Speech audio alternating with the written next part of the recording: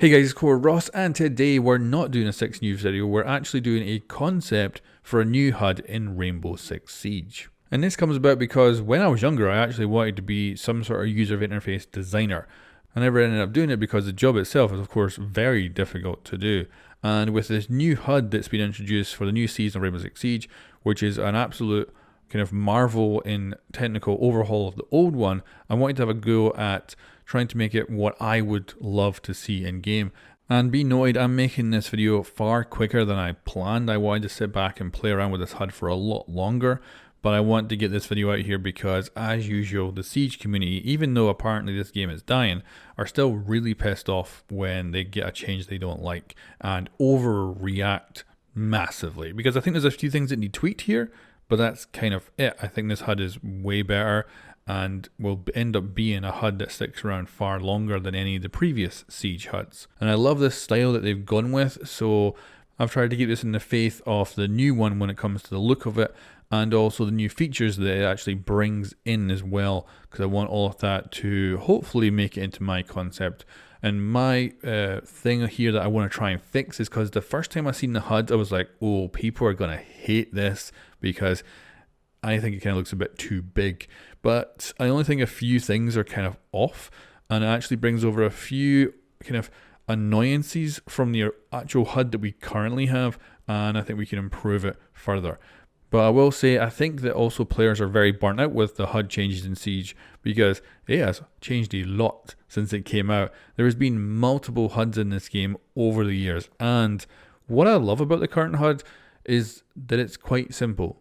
Sometimes. It's actually quite a limited, smallish HUD compared to most modern games these days, which have far more HUD elements than they need. And I've always liked that about Siege. And I think that kind of comes over from like old Rainbow Six games and stuff, even though of course the HUDs back then were busy, but still they kind of were compact. They felt kind of a decent size. So yeah, I wanted to have a go at bringing my real life graphic designer skills that still somehow managed to make some use on this channel every so often, and make a kind of HUD concept and see what you guys think and what I could potentially tweak more, but also the problems I'm running into with trying to figure out a new HUD for the game. So let's begin with the current HUD. So here it is here in kind of a normal scenario, and I think it's pretty good. Like, it's minimal. There's not too much to it. The overall space that it takes up is quite small, and to be honest, it's a decent HUD. It's actually amazing how small the compass is as well. It's still usable, but everything just feels quite compact. But as a graphic designer, the health and the compass look like they don't line up with anything. They kind of look like they're free floating there. And then you have the ammunition for your gun way off to the right hand side, whereas you don't have anything mirroring that on the left hand side. Otherwise, the whole thing is quite clean. However, that goes out the window when you start to get into other situations where you have interaction menus. So if you've got the diffuser, you have these big text on screen saying hold to drop the diffuser, and that takes up quite a lot of the space towards the reticle. Then you've also got interaction stuff as well, so vault prompts and stuff like repelling prompts that start to really encroach on that crosshair in the middle. You'll notice in my gameplay, when I'm usually moving around a map or something like that, or I'm showcasing something, I'll actually be looking down a little bit, because to me the cleanest part of the screen is the top half. So subconsciously when I'm actually playing the game, I'll be looking down a little bit to try and keep stuff in that clear part of the screen. Now let's move on to the new HUD.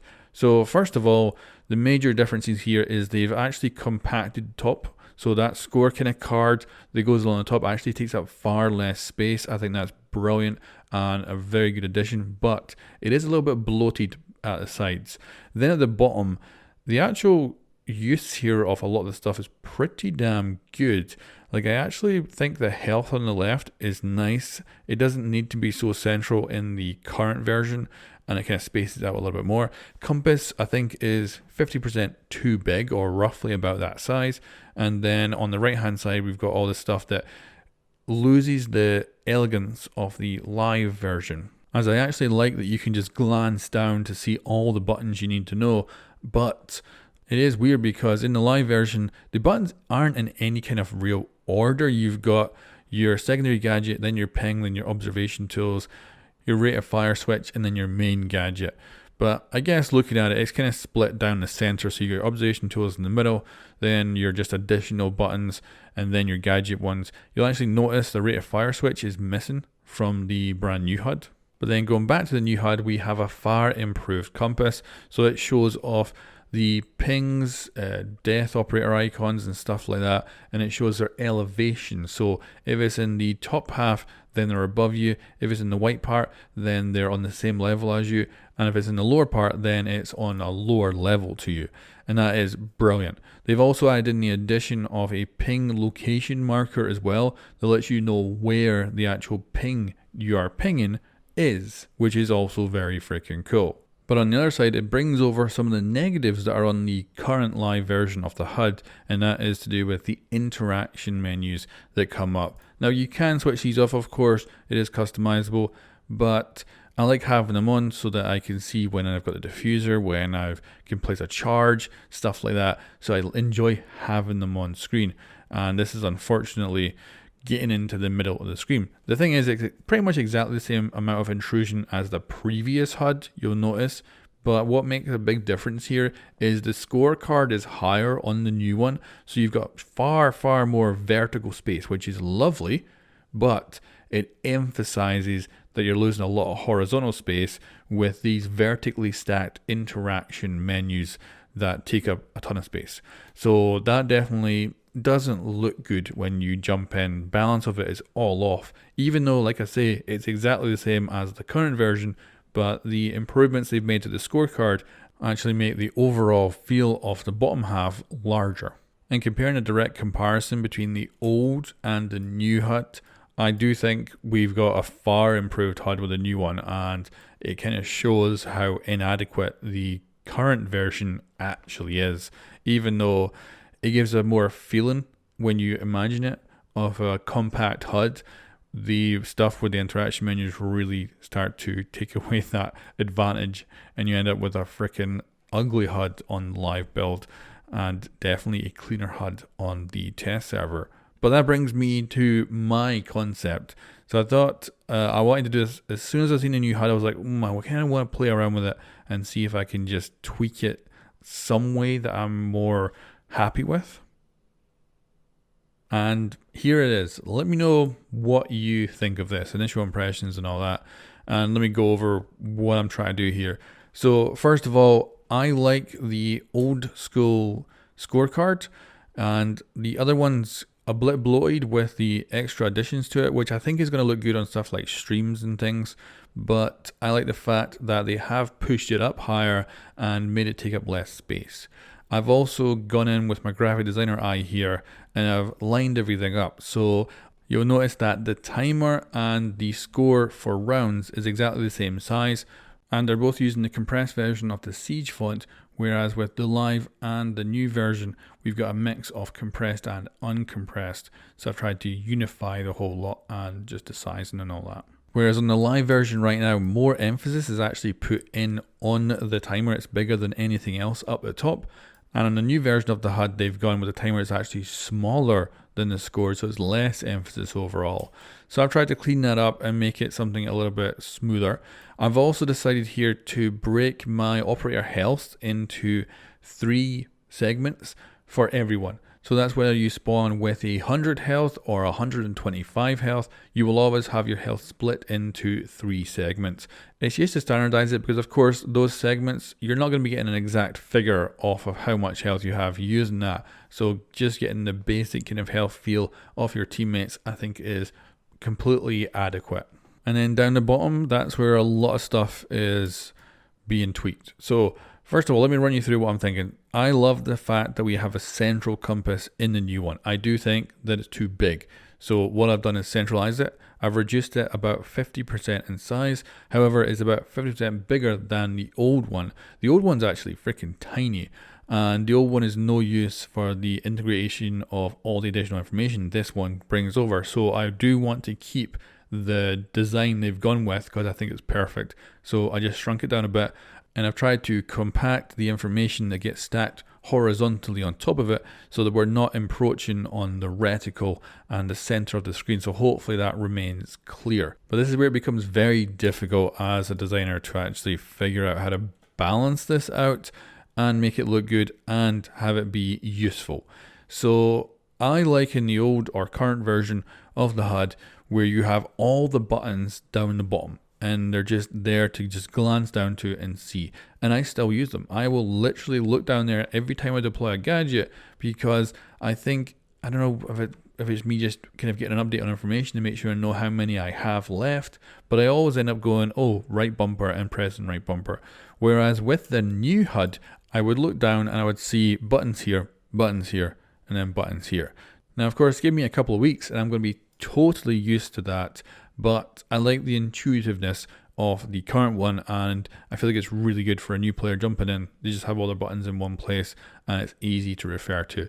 So I wanted to try and bring that over to the new HUD, and that meant I wanted to try and integrate it with a central compass, because I do think being central with the compass is by far the best choice.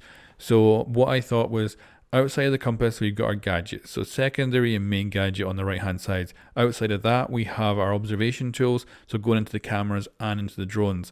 And then outside of that is your additional stuff with ping and rate of fire change. Also notice I've brought the diffuser down from the center and put it off to the right to tuck it into the HUD. And I've gone with their design here where they have gone for the icon rather than text. It does mean a lot less room, and I think the interaction here would be when you're holding down that button, a circle would go up to let you know you're going to drop it. And I think that would be the best way to do it without taking up any more space. However, with this all being central, there is a problem, and that is defenders, most of them anyway, do not have a drone interaction button. It's actually completely gone on the HUD. There's just a space where it would normally be, and that's fine when you don't have a central based HUD. But because we've got this compass in the middle surrounded by the buttons, it does look a little bit weird to have one just disappearing. But I think honestly that is the best way to go about doing that. So we just take away the drone button when we don't need it on defense. Now, something I'm really proud about when it comes to this HUD concept is my idea for how we do the ping. So on the new HUD, you have an awesome feature, which is when you ping someplace, it will actually show you the location of that ping. And that's awesome. So you can say I'm in the second floor compass hallway and the ping is in the second floor vista hallway. That's amazing. Like, especially if you don't know where something is, but you're looking at it, maybe you're on the cams or something, you can go and ping the room you're looking at and you'll be like, oh, that's where it is, and you can do a really good call out. So that feature in the new HUD is insanely good, and like that's a game changer. Love it. So I needed to bring that into my HUD concept here too, because it is just such a good feature. And I thought, what about actually using the ping button? So down the bottom here where I have the ping button, I thought, what if it was to change yellow when I ping and it comes up with the text of where that ping is?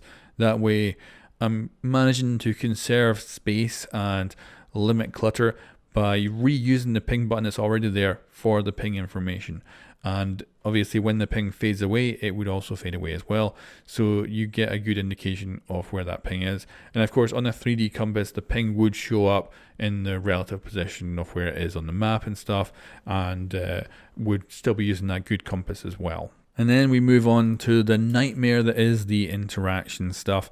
So of course in the live build it's this big freaking text that shows up on your screen. In the new one it's a whole bunch of icons that have been created which take up a lot less space, but because the icon and the button they use is stacked vertically, it means that they end up actually taking up the same amount of space vertically as the text did in the old one. And both of them I'm not a fan of, really.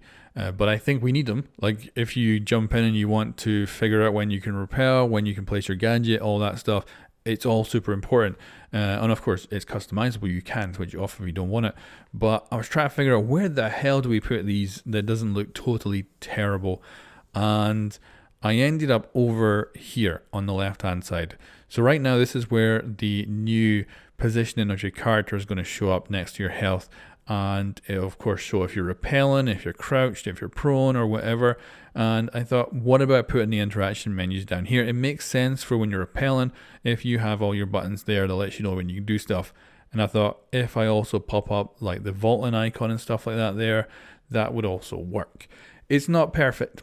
That's my problem with this, and it's a problem with all the HUDs because you need to have it. It's a necessity, and it's a really annoying thing to try and figure out where you're going to put it because it ends up taking up space no matter what. It ends up bringing in clutter, and I would love, obviously, not to go to the current version, which is text-based, because it just does take up a huge amount of space. I don't want to go to the icon one because it ends up looking very cluttered, but we need something, and I think the icon one is the better choice overall.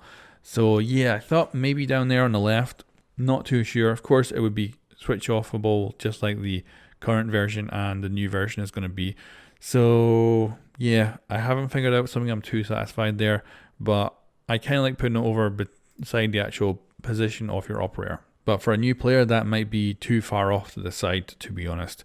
And when you get a vault prompt, I think that should be the exception to the rule where it is central to the HUD and it is text-based, because to me it's the most important input I can do in most games, and knowing when I can vault is super important. I need to be able to see it while looking at the reticle and not actually having to look down at any other area.